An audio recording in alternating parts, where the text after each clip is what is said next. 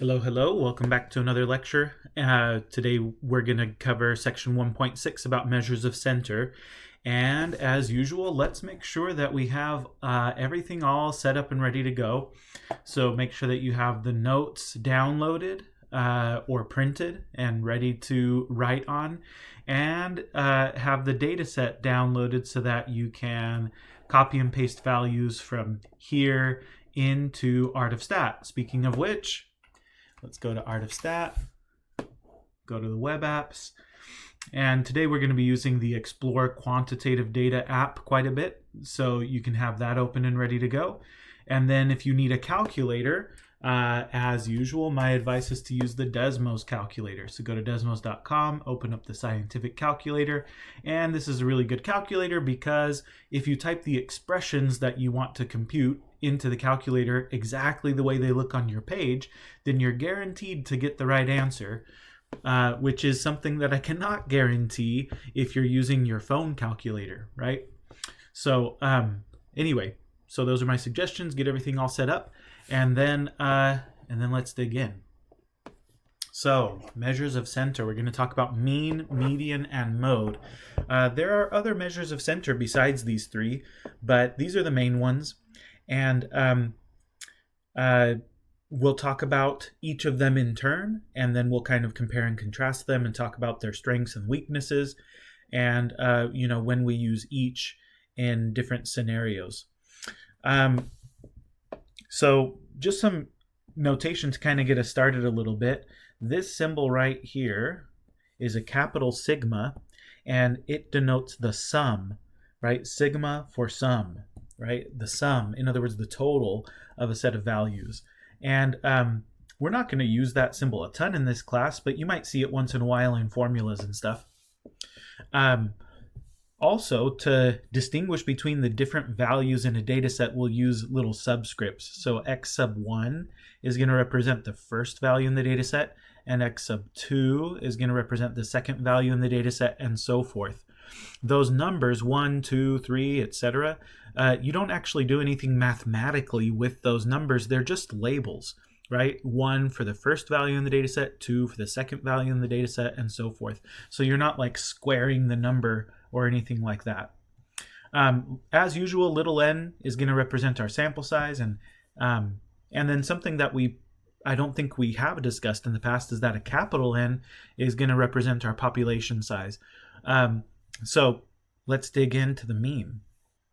So the mean is the balancing point of the dot plot of a data set. In other words, if you line up all the values on a number line, like you would in a dot plot, the mean is where you would have to, if you imagine that it's kind of like a seesaw, right? The mean is where you would have to place the fulcrum in order to keep the graph in balance, right? In order to keep it from tipping one way or the other, which is kind of an interesting thing. But you can see why that would be a useful kind of measure of center, a measure of central tendency. The formula for the mean is this one if you're dealing with sample data, okay? So, and the symbol for it is this symbol right here, which we read x bar, right? We read that x bar. So x bar, the sample mean, is the sum of all the values in the data set, okay, divided by the number of values in the data set, okay? So in other words, we're just going to add up x1 plus x2 plus x3 and so forth until we get to the end of the data set, and then divide by the number of values in the data set. You've probably done this many times in your life, so this is probably not new information for most of you. The population mean is calculated exactly the same way. The only difference is that we use different symbols, okay? So the symbol for the population mean is the Greek letter mu.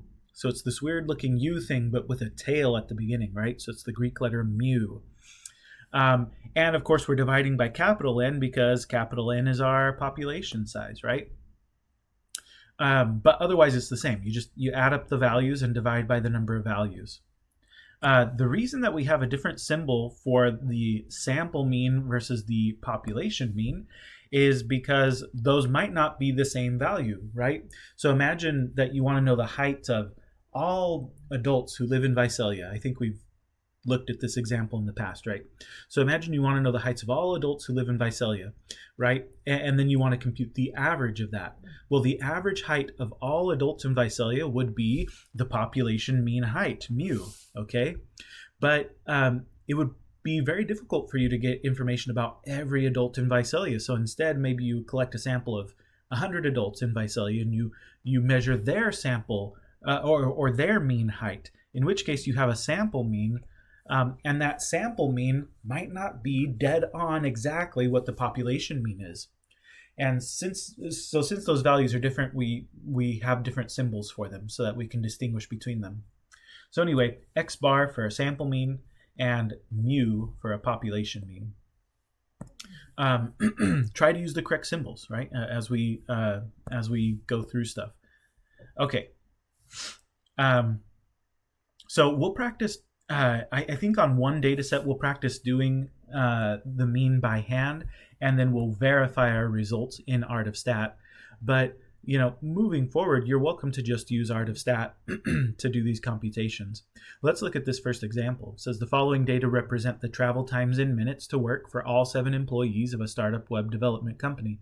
Compute the population mean of this data by hand, and then verify the result in Art of Stat. Okay. I'll let you pause the video and give this a try. So here's my solution, and here's how I would like you to show your work. First of all, we're told to compute the population mean. The reason it's a population mean is because these data represent the travel times for all employees, right? This is a small company. There are only 7 employees. And what we have are the commute times of all 7 of them. So it's not a sample. This is a census, right? This is all of the people in the population. And so so first of all, I want you to write down the correct symbol, not X bar, but mu, right? Mu. Okay? Because it's a population mean. And then I would like you to show what numbers you are adding together and dividing by in order to arrive at your answer. In other words, don't just write down the answer, but actually write down the computation. In order to compute the population mean, we would add up all the values in the data set. And if you don't want to write them all down, it's okay to just do a little ... right? Write down the first few and then the last one. Like, that's totally fine. And then we're going to have to divide by the number of values in the data set. There are 1, 2, 3, 4, 5, 6, 7, which makes sense because there were 7 employees, right? So we're going to divide by 7. Okay, and this now we can just punch into our calculator and write down the answer. So let's head over to Desmos. And again, I'm going to just type this into the calculator exactly the way it looks on the page, right? So first of all, I'm going to give myself a little fraction bar. You can either type the fraction bar on your keyboard, or you can click on the division sign here. But either way, you get that little fraction bar, and then just add 23 plus 36 plus 23 plus 18 plus 5 plus 26 plus 43. And then arrow down to get into the denominator and type in a 7. And there you go. Nice thing about Desmos Calculator, you can click on this little button to convert between fractions and decimals. Okay, so you just click that. We'll usually leave our answer as a decimal. And let's round this to 1 decimal place. So we'll call it 24.9. Okay. So I'm going to use an approximation sign since we're doing some rounding, and say that this is approximately 24.9. All right, so there's my answer. Okay, one quick thing to say about typing your stuff into Desmos. One common mistake that students will make is that they'll type it in like this. They'll say 23 plus 36 plus 23 plus 18 plus 5 plus 26 plus 43, and then they'll divide by 7. And as you can see, if you try to divide by 7 just on that last value, well, it's only going to divide that last number by 7, which is not what you want. You want it to divide all of the numbers by 7, right? Not just the last one. And so you're going to get the wrong answer if you do it that way. So again, type it into the calculator exactly the way it looks on your page, and you can't go wrong. Okay, but let's head over to Art of Stat and verify this result. So I'm going to open up the Explore Quantitative Data tool, and I want to do my own example.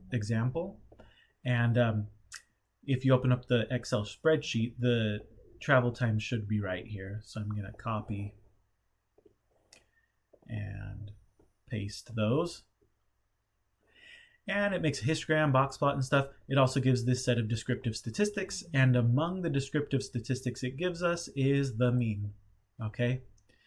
Which sure enough is about 24.9. If we round this to one decimal place, right, we get 24.9. So as far as showing your work on that is concerned, what I would do is you know, if you weren't doing this by hand and you were just using Art of Stat to do it, I would show my work like this. First of all, I would say AOS for Art of Stat, and then I would still use the correct symbol, mu, and since I'm going to round it, I'm going to say mu is approximately 24.9, right? And that's how I would show my work. If the instructions were not to do it by hand, but just to use Art of Stat, then this is how I would show my work. Okay, so I still want you to use the correct symbol, and I want you to tell me, you know, that you went to Art of Stat to do it. Okay, let's look at another one. So number 2 says the following is a sample of student test scores on a recent exam. Compute the sample mean. Now, you weren't told to do the problem by hand on this one, so you're welcome to just do it in Art of Stat. So I'll let you give the video a pause and see what you get. Here's my solution. So first of all, I'm, you know, if I'm showing my work, I'm going to say, well, I went to Art of Stat. And second of all, I'm going to use the correct symbol. In this case, this is a sample mean, right? The data that we have is a sample of test scores. So instead of using the symbol for the population mean, mu, I'm going to use the symbol for the sample mean, x bar, right? So the correct symbol would be x bar in this case. And then, you know, I'm going to feed this into Art of Stat, right? So we've got example 2 now. Copy. Paste. And there's the mean, right? 72.7. By the way, if you need more decimals, there is a way. Let me see if I can figure that out. But there is a way to get Art of Stat to give you more decimal points, round values. And then you can say instead of 2 decimal places, you can increase this to like 6 decimal places. It looks like 72.7 is exactly what the mean is, right? So it looks like this hasn't been rounded. It's just exactly 72.7. So when I go to show my work, I'm not going to use an approximation sign. I'm not going to say x bar is approximately 72.7. I'm going to say it's exactly equal to 72.7. Okay, and that's that. Okay, that'll do it for the mean. Let's talk about the median. The median is something that we've actually already introduced because it's the same thing as the second quartile. So back in, I believe it was section 1.4, we talked about quartiles and box plots. So the median is just the second quartile. It's the middle value when the original data values are arranged in order. Okay, and we'll denote the median by a capital M.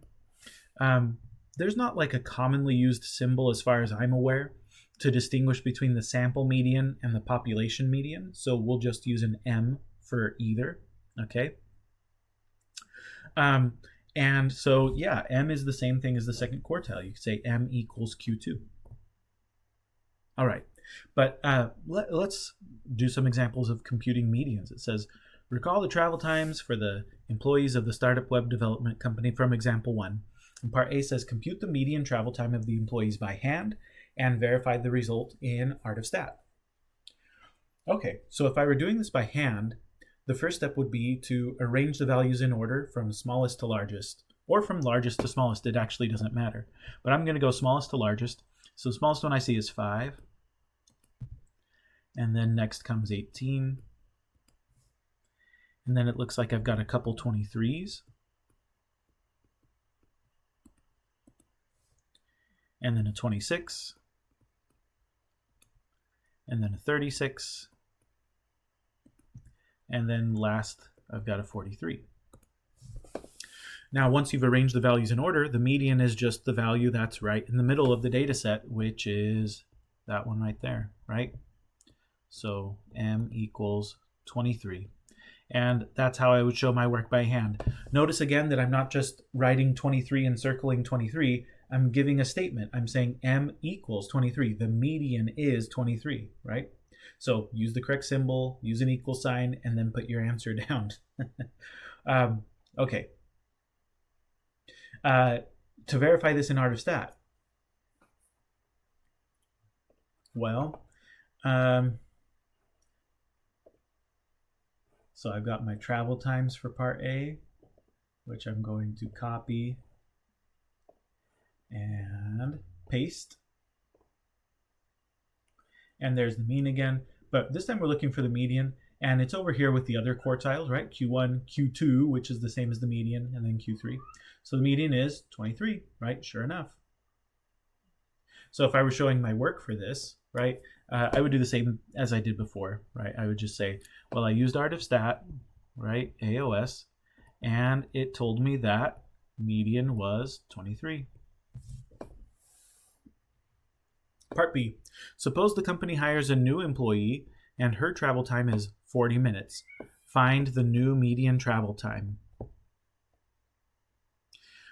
Well, I'm just going to go back over to Art of Stat since I wasn't told to do this one by hand. And I'm just going to add another 40 into the mix. And so that'll change the mean, it'll change the median, it'll change the histogram and the box plot and everything. But anyway, so I've got a median now of 24.5. So heading back over from Art of Stat, the median is now 24.5. Okay, so you might be able to hear my cat in the background meowing a little bit. Okay, and that's that. Something that I've pointed out in the past that I should probably point out here again is that you can sort these values. You can just use Art of Stat to sort them by clicking on the little yes here, and then it'll rearrange the values in order for you, which is pretty nice. So that might come in handy, when you're working on problems or whatever in the homework. Let's talk about the mode. Okay, so last but not least, we've got the mode.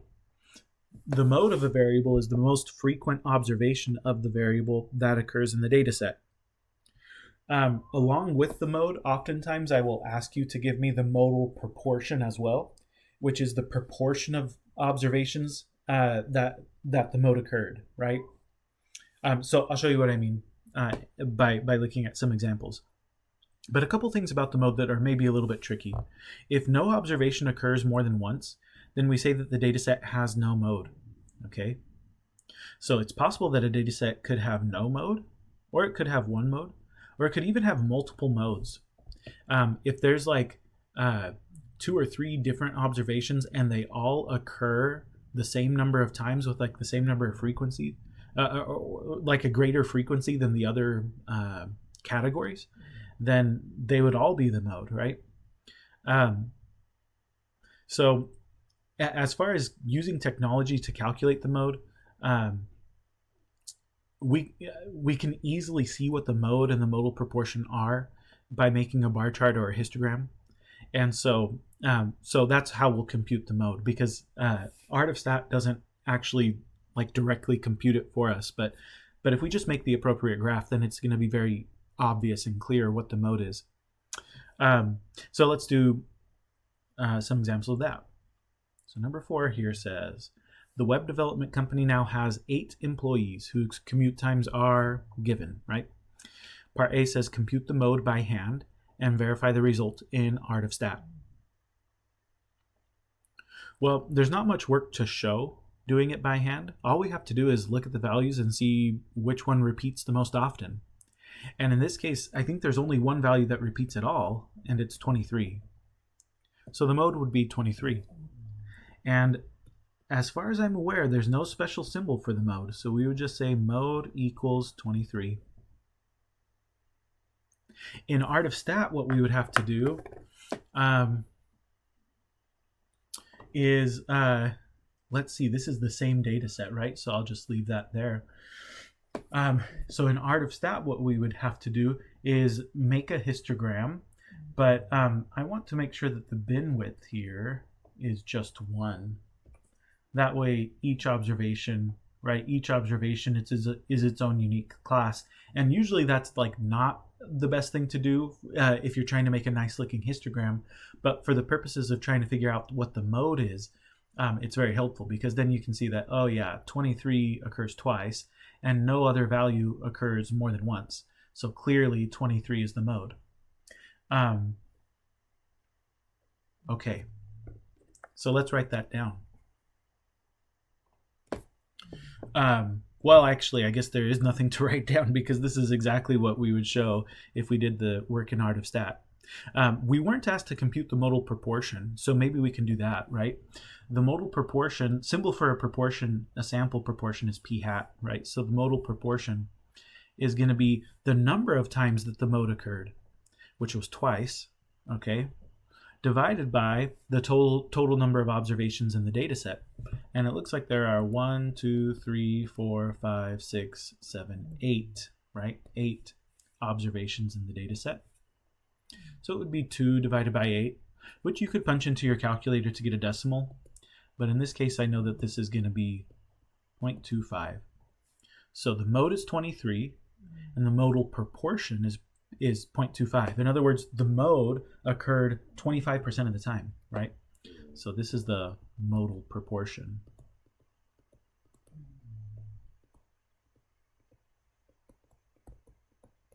Okay. Part B. The company is really expanding, so it hires 2 more employees whose commute times are 18 and 7 minutes. So now we have an updated list of the commute times, and we're asked again to compute the mode. So this time we have, I think we're going to have 2 modes, because 23 occurs twice, okay? But 18 also occurs twice now. And no other value occurs more than twice, so the mode would be both of those values, right? We would say mode equals 18 and 23, right? Both answers. In Art of Stat, again, we would just make a histogram. We would have to add a couple values, so another 18 and a 7. And again, I'm going to make the bin width 1 instead of 10. But then we can see, like, oh yeah, like clearly those 2 things are the mode, right? 18 and 23. Okay. Part C. Just to make sure that we've really got it down, it says the company needs 1 more person on their staff, and his commute time is 23 minutes. So now it says compute the mode. So now 23 occurs 3 times, and 18 occurs twice. But since 23 now occurs more than 18 does, or more than anything else, the mode would now just be 23 again.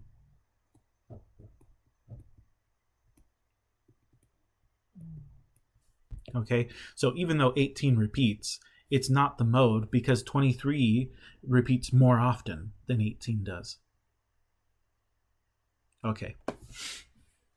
As far as the modal proportion is concerned, in Part C, it's pretty clear cut, right? It's going to be, well, 23 occurred 3 times out of, I think there are 11 observations here now, right? 1, 2, 3, 4, 5, 6, 7, 8, 9, 10, 11, which we could plug into the Desmos calculator. Sorry, not 23, but 3 out of 11. Right, so about 27% of the time.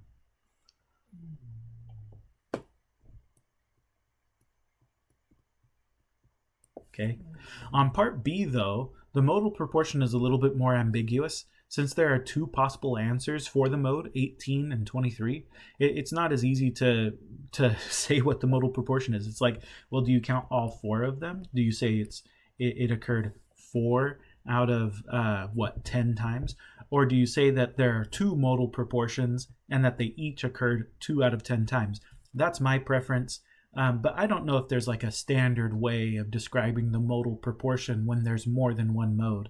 But yeah, my preference would be to say something like this. The modal proportion for a mode of 18, right, is 2 out of 10.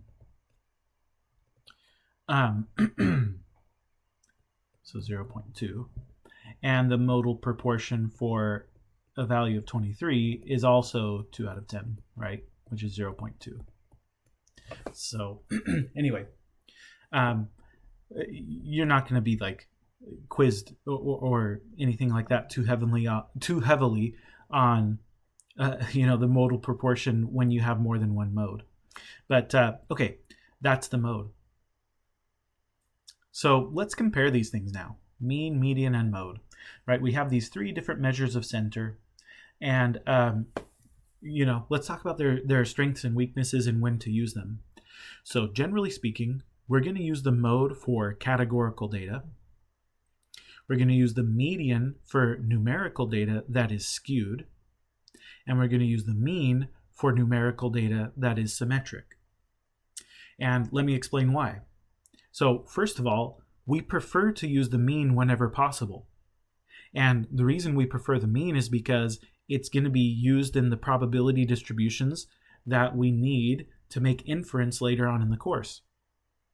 So the mean is very, very helpful in that regard. We prefer to use it whenever possible. But sometimes it's not possible to compute the mean. For example, if you have categorical data, right, it's not even possible to compute the mean of categorical data. We'll see this in an example in a second. In the case of categorical data, the only measure of center that you have available to you is the mode, which is why we use the mode for categorical data. Okay. Now, if you have a skewed data set, you can compute the mean of that, but it's not the most appropriate measure of center because the mean is going to be very adversely affected by the skewness of the data set, and we'll explore that in a little more detail in a second. So in the case of skewed data, the median is better. Okay. So again, mode for categorical data, median for numerical data that's skewed, and mean for numerical data that's symmetric. And this is why, right? This is why. So just to explore that a little further, let's look at this categorical data set, right? We have to use the mode on this one because it's not possible to calculate the mean or the median. Can you calculate the mean or the median? No, of course not, right? Because in order to calculate the mean, we would have to do back plus hand plus neck plus knee,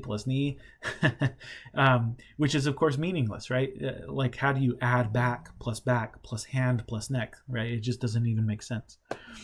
Same thing for the median. We would have to arrange the values in order from smallest to largest, but these aren't sizes, right? These aren't sizes of injuries. They're qualities. They're categories of injuries. So we can't compute the median either. The only thing we can compute is the mode, right? Now the mode is the observation that occurs the most frequently. It's not the number of times the observation occurs. It's just the observation itself, right? The observation that occurs most frequently. So in order to calculate the mode, we could go to Art of Stat and make a little bar chart. I don't have this data in the Excel spreadsheet though. So we'll just have to do it by hand and kind of eyeballing it. It sure looks like there's a lot of back injuries, right? So we've got 1, 2, 3, 4, 5, 6, 7, 8, 9, 10, 11, 12, 12 back injuries. And that happens more than any other injury. So the mode is not 12, okay? It's back. The mode is back, right? It's that category. The modal proportion p hat, now that is where the 12 comes into play, right? It's 12 out of the total number of injuries, which is 1, 2, 3, 4, 5, 6 times 1, 2, 3, 4, 5, so 30, right? 12 out of 30, which you can punch into your calculator. 12 out of 30 is exactly 0.4, 40%.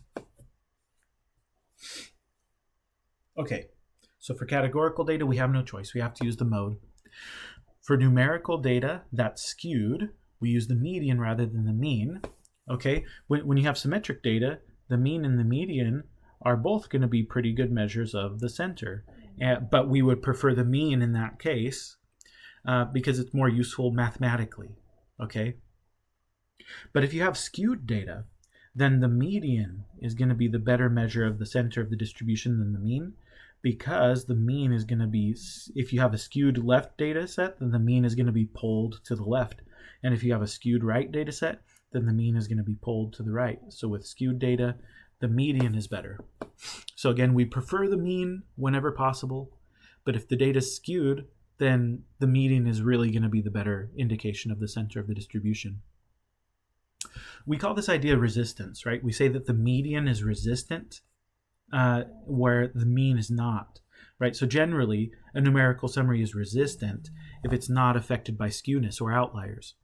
The mean is affected by skewness or outliers, so it's not resistant.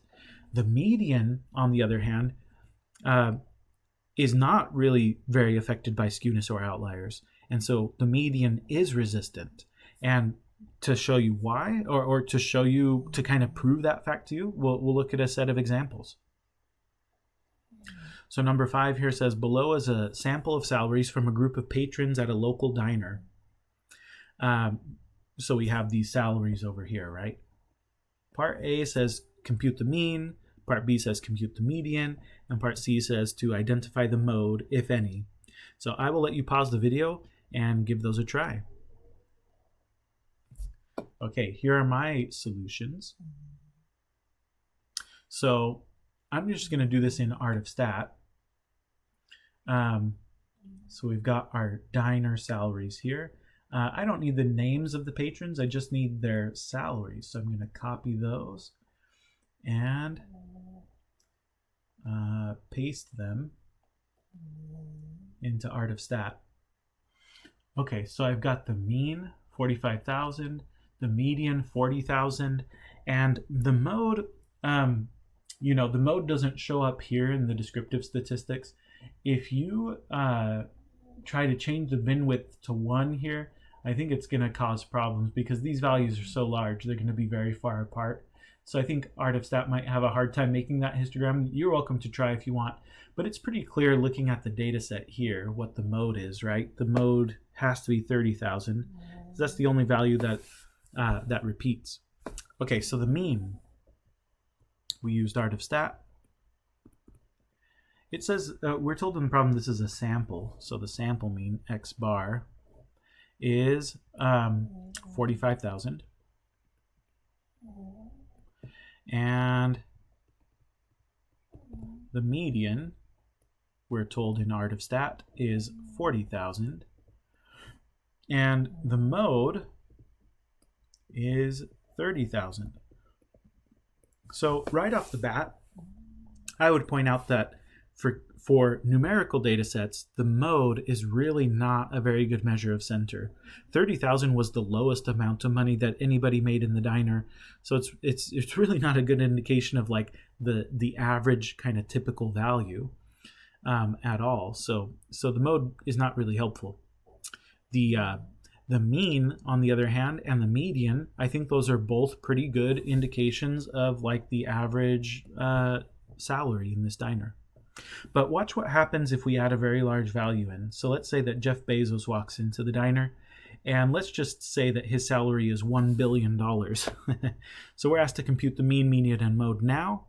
I'll let you pause the video and give that a try. Okay, here's my solution. So I'm just going to add 1 billion to this data set. So I need 9 zeros, so 1 and then 9 zeros. 1, 2, 3, 4, 5, 6, 7, 8, 9. 1 billion. Okay, look at what happened to the mean. The mean jumped up to 125,039,375, whereas the median didn't change very much. The median just moved up a little bit to 42,500, but it didn't really change all that much. So let's write that down. So again, I used Art of Stat for this. the mean went up to 125,039,375.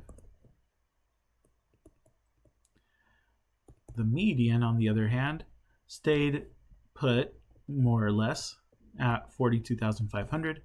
The mode also didn't change, right? The mode is still 30,000.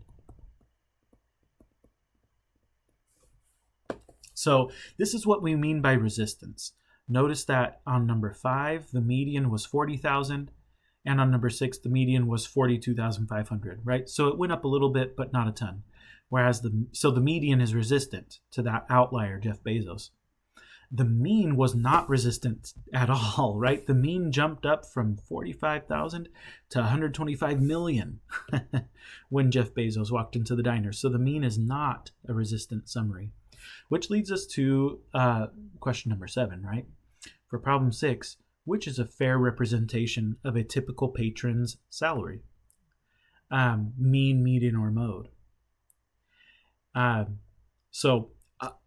Hopefully the answer to this question is obvious at this point. The mode is not a good measure of center because just because it's the value that occurs most frequently doesn't mean it's the best measure of center. In this case, 30,000 is the least amount of money that anybody in the diner made, so it's not really a good measure. But the mean is also not a good measure of center in the case of number 6. Because notice that nobody in the diner makes anywhere near $125 million. Jeff Bezos makes way more than that, and everybody else makes way less than that. So it's just not a good measure of like the typical patron's salary, right? It's the best measure of center would be the median, okay, 42,500. So the median, because it's resistant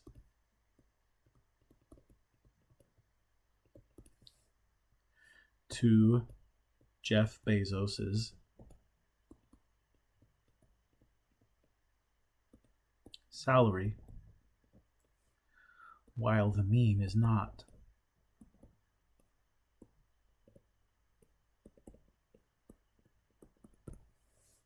And then you could maybe add a little note, right? Note that nobody makes anywhere near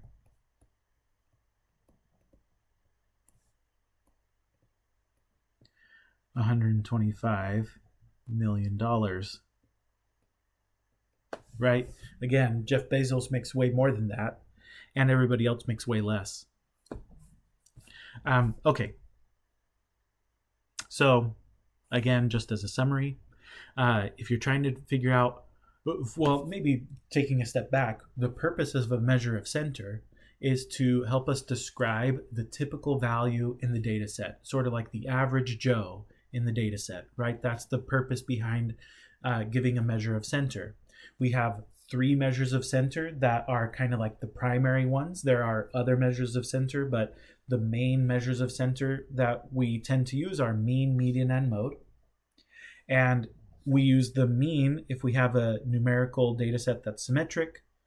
We use the median if we have a numerical data set that's skewed. And that's because we prefer the mean, but if you have a skewed data set, the mean is not resistant. And so the median is going to be a better measure of the typical value, as we just saw. And then finally, if the data are categorical, we have to use the mode because there's no other choice. We can't compute the mean or the median of a categorical data set. So going back to the numerical data sets, to decide whether you should use the mean or the median, what you have to do is you have to look at a histogram, right? You look at a histogram to determine if the data set is symmetric or skewed. If it's symmetric, you use the mean. And if it's skewed, then you use the median. So that'll do it for measures of center. Let me just show you one last thing. I didn't include a categorical data set, but I just want to be absolutely clear that if you had a categorical data set, then you wouldn't put those values here in the explore quantitative variables, Because if I start to type in like red, blue, yellow, nothing's going to happen because Artifstat is expecting me to put in numbers, right? Not words. So if I wanted to compute the mode of a categorical data set, then I would use the Explore Categorical Data tool. And here we'll just use an example from the textbook. Maybe not. Maybe we'll put in our own, like red, yellow, blue. You'll notice that now it is making a little bar graph. And let's say that yellow occurs twice. Well, then the mode would be yellow, right? And it's very clear from the bar graph. Okay, that'll do it for measures of center. Thanks for hanging in there, and I will check in with you in the next one.